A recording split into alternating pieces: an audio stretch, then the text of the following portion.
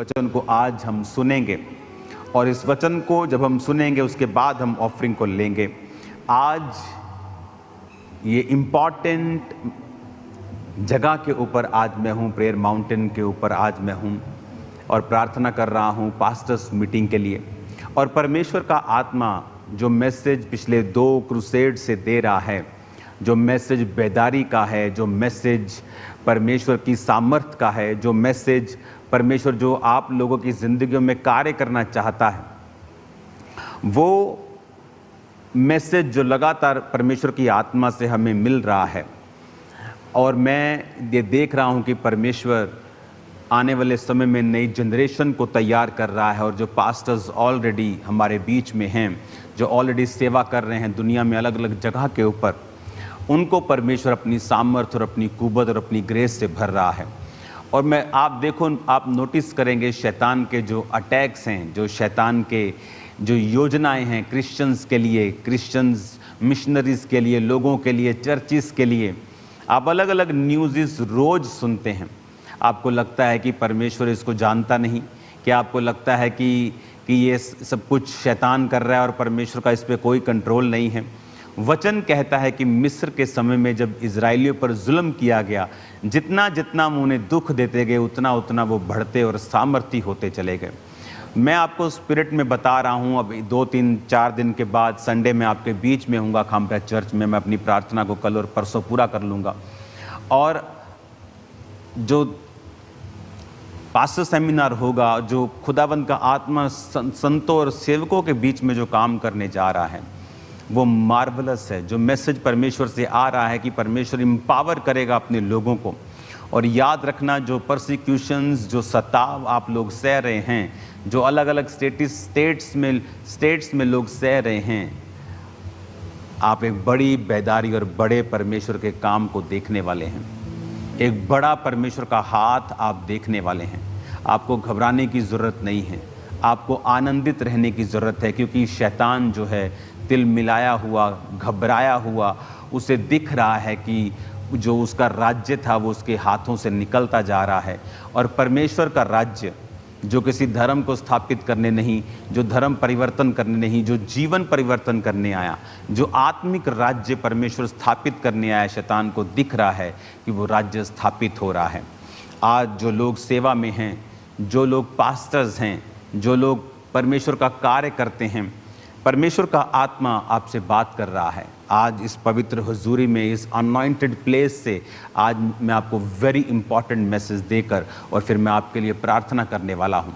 और आज आप नोटिस करेंगे कि परमेश्वर का रूह आपके हाथों के ऊपर, आपके सिरों के ऊपर खुद वो ऑयल डाल रहा है और एंजल्स आप पर ऑयल डाल रहे हैं और एंजल्स आपको टच कर रहे हैं और खुदावंद की उपस्थिति में आप पूरी तरह से भर के आप आज यहाँ से वापस जाएंगे। आज जो बड़ी मीटिंग है उसके लिए मैं आपको कॉन्ग्रेचुलेशन बोलता हूँ, क्योंकि परमेश्वर ने ये ठान लिया है कि आज आपको वो आत्मा से भरपूर करके वापस भेजेगा। और जितने पास्टर्स आज चर्च में मौजूद हैं, सेवक मौजूद हैं, इवेंजलिस्ट मौजूद हैं, जो खुदावंद की सेवकाई प्रचार के रूप में करते हैं, आप पर मैं प्रार्थना करने वाला हूँ और ज़िंदगियाँ आपकी सेम नहीं रहने वाली हैं। हालेलुया। दानियेल 5 उसकी 1 आयत में लिखा है, बेलशस्सर नामक राजा ने अपने हज़ारों प्रधानों के लिए बड़ा भोज किया और उन हज़ारों लोगों के सामने दाख मधु पिया। और दाख मधु पीते पीते बेलशस्सर ने आज्ञा दी कि सोने चांदी के जो पात्र उसके पिता नबूकदनेस्सर ने यरूशलेम के मंदिर में से निकाले थे, उन्हें लाया जाए कि राजा, प्रधानों, रानी और रखेलियों समेत उसमें से पिए। अब यहाँ पर जिस राजे ने दानियेल और उसके 3 साथियों को अगवा किया था और अपने पास ले गया था कि उन्हें तैयार करे, अब वो इस दुनिया में नहीं है और आगे एक बेलशस्सर नाम का राजा है। और ये राजा परमेश्वर का भय नहीं मानता और ये परमेश्वर के घर से मंगवा कर उन बर्तनों में जो परमेश्वर के पवित्र बर्तन थे और उनमें शराब पीता है। और वचन कहता है कि जब वो शराब पी रहा था और शराब पीकर अपने पीतल और अपने काठ के देवताओं की स्तुति कर रहा था, तो लिखा 5 आयत में, उसी घड़ी मनुष्य के हाथ की कई उंगलियां निकलकर दीवट के सामने राज मंदिर की दीवार के चूने पर कुछ लिखने लगी और जो हाथ का भाग लिख रहा था वो राजा को दिखाई पड़ा। अब यहाँ पर एक हाथ प्रकट होता है और हाथ प्रकट होकर वो लिखने लगता है और अकेला हाथ है, और ये देखकर जो बाइबल कहती है राजा के जो जोड़ थे वो ढीले पड़ गए। राजा कांपने लगा और सब पंडितों को और सब शास्त्रियों को, सब लोगों को, विद्वानों को, तांत्रिकों को बुलाया गया कि ये जो लिखा है इस हाथ ने, इसे पढ़ के बताओ। और वचन कहता है, जब आप पूरा 5 अध्याय पढ़ेंगे तो उसमें लिखा है कि कोई भी 8 आयत में लिखा, तब राजा के सब पंडित लोग भीतर आए और उस लिखे हुए को ना पढ़ सके, ना राजा को उसका अर्थ समझा सके। इस पर बेलशस्सर राजा घबरा गया और भयभीत हो गया, और उसके प्रधान भी बहुत व्याकुल हुए। राजा और प्रधानों के वचनों को सुनकर रानी भोज के भवन में आई और कहने लगी, राजा तो युग युग जीवित रहे, अपने मन में ना घबरा, ना उदास हो। तेरा राज्य में दानियेल एक पुरुष है जिसका नाम तेरे पिता ने बेलतशस्सर रखा था। उसमें पवित्र ईश्वर की आत्मा रहती है। उसके राजा के दिनों में उसमें प्रकाश, प्रवीणता और ईश्वर के तुल्य बुद्धि पाई गई। हे राजा, तेरा पिता जो राजा था उसने उसको सब जोशियों, तंत्रियों, कसदियों, भावी बताने वालों का प्रधान ठहराया था, क्योंकि उसमें उत्तम आत्मा, ज्ञान, प्रवीणता और स्वप्नों का फल बताने, पहेलियां खोलने और संदेह दूर करने की शक्ति पाई गई। इसलिए अब दानियेल बुलाया जाए और वो इसका अर्थ बताएगा। अब यहाँ पर उसने कहा कि दानियेल को बुला, जैसे तेरे पिता ने बेलतशस्सर जिसका नाम रखा था और सब तांत्रिकों और सब पंडितों के ऊपर उसको प्रधान बनाया था, उसके अंदर एक उत्तम आत्मा, ईश्वरीय को तुल्य बुद्धि उसमें रहती है, और वो जो भी तू बोलेगा और जो भी तू पूछेगा वो बता सकता है। उसमें पहेलियां बूझने की शक्ति है और उसमें संदेह दूर करने की शक्ति है, तो तू उसको बुला। और वचन में लिखा है कि दानियेल उसके सामने बुलाया गया, और दानियेल जब राजा के सामने आया तो राजा ने उससे कहा, दानियेल अगर ये लिखा हुआ तो इसका अर्थ मुझे समझाए, तो सोने की कंठमाला मैं तुम्हें पहनाऊंगा, राज्य में 3रा तू प्रभुता करेगा, तुझे बहुत से दान दिए जाएंगे। तो दानियेल ने कहा, राजा तू अपने दान अपने पास रख, परंतु मैं इस लिखे हुआ का अर्थ तुम्हें जरूर समझाऊंगा। तो वचन ये कहता है कि जब दानियेल उसका अर्थ समझाने लगा, 17 में लिखा, दानियेल ने राजा से कहा, अपने दान अपने पास रख, उसका बदला जो तू मुझे देना चाहता है किसी दूसरे को दे, परंतु मैं राजा को पढ़ सुनाऊंगा और उसका अर्थ भी तुझे समझाऊंगा। अब उसका अर्थ जब 25 आयत में लिखा, जो शब्द लिखे गए थे वो थे, मने मने तकेल ऊपर सीन। इस लेख का अर्थ है मने, यानी परमेश्वर ने तेरे राज्य गिनकर उनका अंत कर दिया है।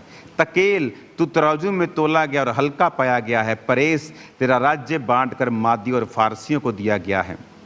तब बेलशस्सर ने आज्ञा दी, दानियेल को बैंजनी रंग का वस्त्र और उसके गले में सोने की कंठमाला पहनाई जाए। और ढिंढोरिये ने पुकार कर कहा, राज्य में 3रा दानियेल प्रभुता करेगा। उसी रात कसदियों का राजा बेलशस्सर मार डाला गया और दारा मादी जो 62 वर्ष का था राजगद्दी पर विराजमान हुआ। अब ये समझने वाली बात आप ध्यान से समझना। आपके पास एकदम से कोई आके कहे, क्यों राजा ने विश्वास कर लिया? एक अविश्वासी शराबी राजा जिसे परमेश्वर के बारे में कोई नॉलेज नहीं है, और जैसे ही दानियेल उसको बताता है वो क्यों विश्वास करेगा? आपने कभी सोचा? क्योंकि वो क्यों अगर कोई आपके पास आकर बोले कि कल इंग्लैंड से एक गोरा आएगा या अफ्रीका से एक काला व्यक्ति आएगा और तुम्हारे घर के ऊपर कब्जा कर लेगा, आप बोलेगा क्यों करेगा भाई? वो मेरे घर के ऊपर क्यों कब्जा करेगा? ऐसा क्या हो गया? मेरे पास सब कुछ लीगल है, ऐसे क्यों कोई आ सकता है? पर आपने नोटिस किया होगा, उस राजा ने एक भी क्वेश्चन नहीं किया। उस राजा ने एक भी बार उससे सवाल नहीं पूछा कि कौन है दारा, कौन है मादी, क्यों इनको मेरा राज्य मिलेगा। आप जानते हैं क्यों? हर एक राज्य की एक गुप्त सेना होती है, जैसे एजेंसीज बोलते हैं, इंटेलिजेंस एजेंसी, इंटेलिजेंस ब्यूरो, हर कंट्री के अलग अलग होते हैं, जो वो खबरें देते हैं जो आम लोगों को नहीं मालूम होती। यहां पर जो इस राजा की इंटेलिजेंस एजेंसी होगी वो उसको बताती होगी कि फलाना ग्रुप तेरे खिलाफ साजिश कर रहा है, हमें कुछ ना कुछ भनक मिल रही है, पूरी क्लैरिटी नहीं है, लेकिन हमें पता है कि ये दो जातियां तुम्हारे खिलाफ षड्यंत्र रच रही हैं। और जैसे ही दानियेल ने बोला, इसीलिए उसने कोई क्वेश्चन नहीं किया, क्योंकि उसके पास ये खबर शारीरिक रूप में पहले से थी। और जैसे ही दानियेल ने कहा, उसको मालूम था कि ये व्यक्ति सच बोल रहा है। हालेलुया। और बाइबल कहती उसी रात उन्हीं लोगों ने, दारा और मादी जो राजा बना, फारसी और मादी लोगों ने उसे मिलकर मार दिया और उस राज्य को ले लिया। अब वो राजा, उसको मालूम था कि ये व्यक्ति परमेश्वर की आत्मा से भरा हुआ है और जो ये बोल रहा है वो सच बोल रहा है। अब अगली 6 अध्याय में जब 62 वर्ष का वो दारा मादी राजा बनता है और वचन कहता है कि वो 120 अधिपति यानी 120 गवर्नर्स आप सोच सकते हैं या चीफ मिनिस्टर सोच सकते हैं, जो पूरे राज्य के ऊपर ठहराता है। और 120 लोगों को बोला कि तुम पूरा हिसाब किताब लो और राज्य करो। और 120 के ऊपर वो 3 लोगों को ठहराता है और उन तीनों में एक दानियेल था। अब वो सब लोग दानियेल से नफरत करने लगे थे, क्योंकि दानियेल राजा के बाद वो तीसरा स्थान उस जगह के ऊपर रखता था। दानियेल पवित्रताई में जीता था, दानियेल परमेश्वर की व्यवस्था को तोड़ता नहीं था। और बहुत से लोग थे जो दानियेल के साथ जेलसी करते थे।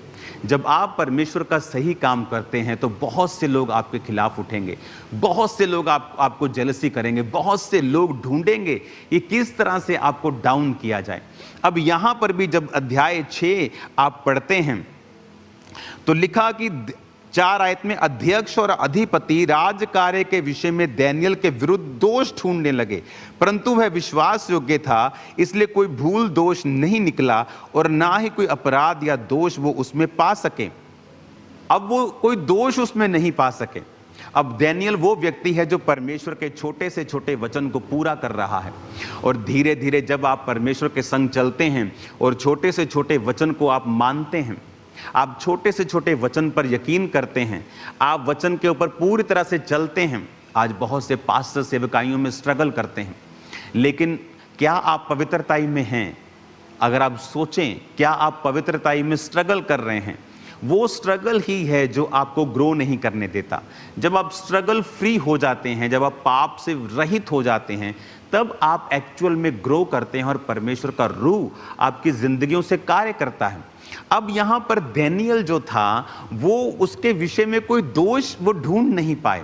वो बहुत ढूंढते रहे कि कहीं ना कहीं हम इसमें दोष ढूंढे और इसको डाउन करें, क्योंकि दानियेल एक पकड़ा हुआ एक लड़का, जस्ट एक बंधुए के रूप में उस देश में जिसने प्रवेश किया और धीरे धीरे उसका रैंक बढ़ता गया और अब वो एक तरह के उस देश के गृह मंत्री टाइप की पोजीशन में आ चुका था। एक तीसरा प्रभुता, यानी वो एक थर्ड था वो, कि उस राजा के बाद दूसरा और दूसरे के बाद वो तीसरी उसकी पोजीशन थी। वेरी हाई पोजीशन, रिगार्ड उसका लोग करते थे, लेकिन लोग अभी भी जो जेलसी करने वाले थे उसको डाउन करना चाहते थे, उसके खिलाफ षड्यंत्रों को रचते थे, किसी ना किसी रीति से हम इसे डाउन कर सकें। और उन लोगों ने एक स्कीम निकाली कि आओ हम दानियेल को उसी के व्यवस्था में फंसाते हैं। ये व्यवस्था में लिखा है ना, दानियेल इसको तोड़ेगा नहीं, हम इसी में इसको फंसाते हैं। और उन्होंने क्या कहा, राजा को आए और बोले, राजा हम ये तुमसे मांगते हैं कि अगले 3 दिन तक तेरे पूरे राज्य में कोई भी व्यक्ति जो तेरे अलावा किसी और से प्रार्थना करेगा वो शेरों की मान में डाल दिया जाए। राजा को फूंक दे देकर उन्होंने मना लिया। और राजा अंदर से नहीं जानता था कि ये एक्चुअल में प्लानिंग किसके खिलाफ कर रहे हैं। उसे लगा ये उसकी बेहतरी की बात कर रहे हैं।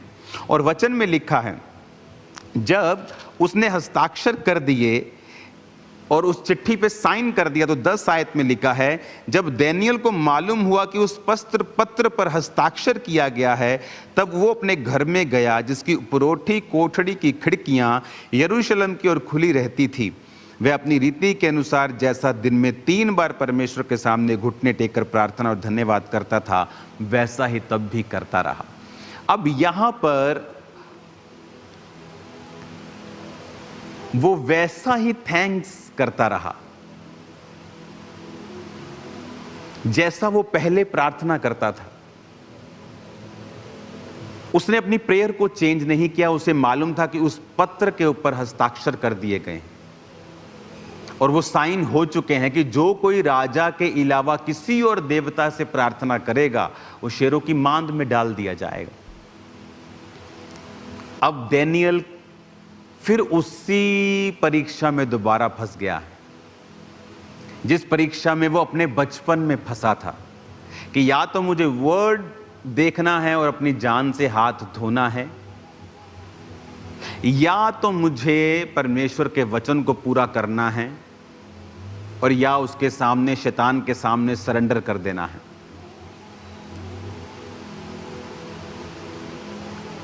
विश्वास कैसे साबित होता है कि आप विश्वासी हैं? जीसस क्राइस्ट को मुंह से प्रभु कहने से आपका विश्वास साबित नहीं होता। अपने हाथों को उठा के जोर से कहो, पिता आज जो मैं सुनूं 100 गुना फलों को लेके आऊं। ऊंची आवाज में मांगो। ये क्यों हिल रहा लड़का है?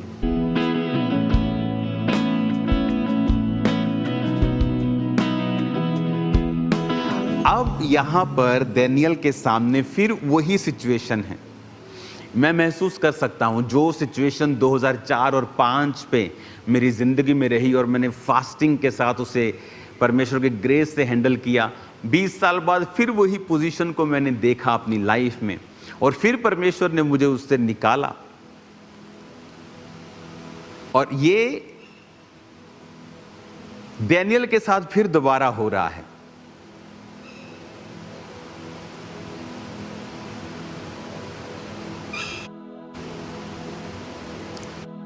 दानियेल के साथ हो रहा है कि वो सेम पोजीशन में फिर फंस गया है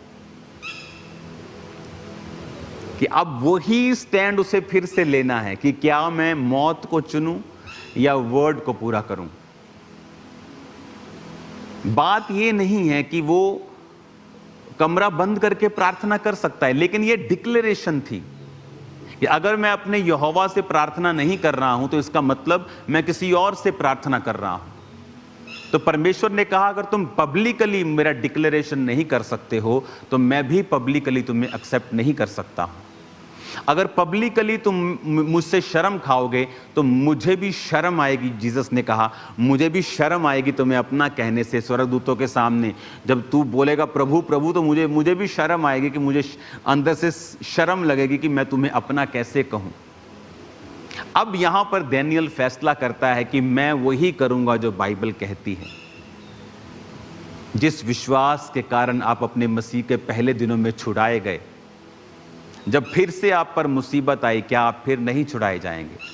क्या अगर फिर से आप वही विश्वास को अपनी जिंदगी में लागू करेंगे और उसी वचन के ऊपर चलेंगे जिस वचन ने आपको पहले छुड़ाया है, तो क्या आप आजाद नहीं होंगे? अब यहां पर दानियेल फिर उसी पोजीशन में फंस गया है कि क्या मैं परमेश्वर के वचन को मानूं। मैं आपको बता देता हूं, लाखों लोग फेल होते हैं, परमेश्वर के वचन को डेली पूरा नहीं कर पाते। इसीलिए क्रिश्चियनिटी में आप बहुत कम लोग हैं जो टू ग्रेट अचीव करते हैं। बात यह नहीं कि वो उस तरह से चुने गए थे, ये गलत है। हम सब चुने गए हैं। कॉलिंग किसी की प्रेरित की है, किसी की पास्टर की है, किसी बिजनेसमैन के साथ में वो प्रीच कर रहा है, लेकिन एक ग्रेटनेस की जो डीएनए है वो हमारी लाइफ में है। लेकिन बहुत कम लोग हैं जो इसे अचीव कर पाते हैं, उस ग्रेटनेस को अपनी लाइफ में कंप्लीट पूरा होता हुआ देख पाते हैं।